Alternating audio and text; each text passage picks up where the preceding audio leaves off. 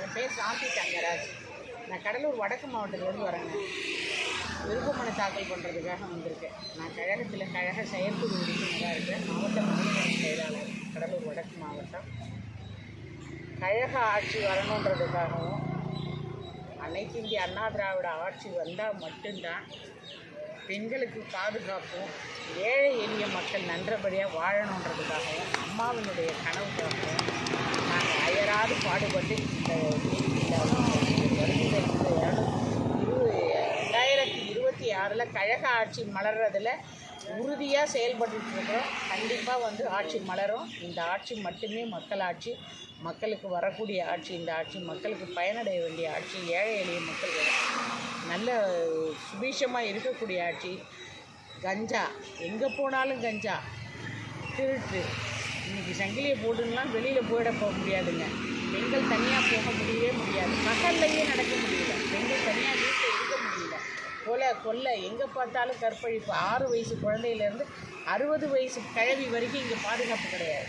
இப்போ நடக்கின்ற ஆட்சியில் அனைத்து இந்திய அண்ணா திராவிட முன்னேற்ற கழக ஆட்சி வந்தால் மட்டும்தான் அம்மாவினுடைய கனவாட்சி.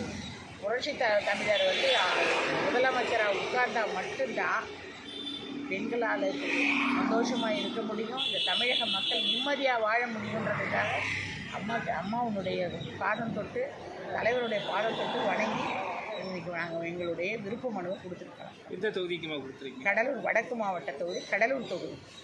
அங்கே வெற்றி வாய்ப்புகள் எப்படிமா இருக்குது? நம்ம கழகத்துக்கு எந்த அளவுக்கு ஆதரவு இருக்குது?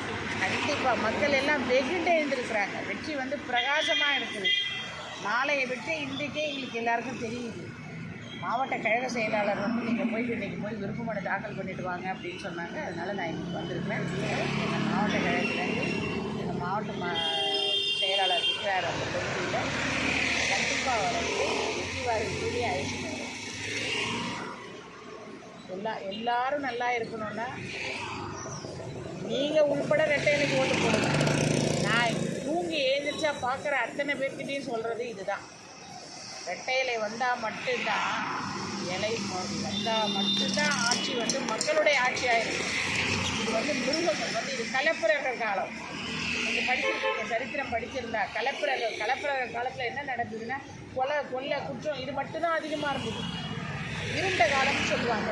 அந்த இருண்ட காலத்துலேருந்து நம்ம வெளிச்சத்துக்கு வரணும்னா கண்டிப்பாக நம்ம இருண்ட காலத்துலேருந்து நம்ம வெளிச்சத்தை பார்க்கணுன்னு சொன்னால் அனைத்து இந்திய அண்ணா திராவிட முன்னேற்ற கழகம் வந்தால் மட்டும்தான் கழக மக்கள் தமிழக மக்கள் நல்லா இருக்க முடியும். கழக மக்கள் அதுக்கு முனைப்போடு இருக்கிறோம்.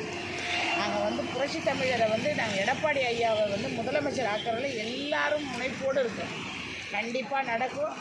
அடுத்தது முடிச்சுட்டு உங்கள்கிட்ட பேசுவோம். நாங்கள் ஜெயிச்சுட்டு பேசுவோம்.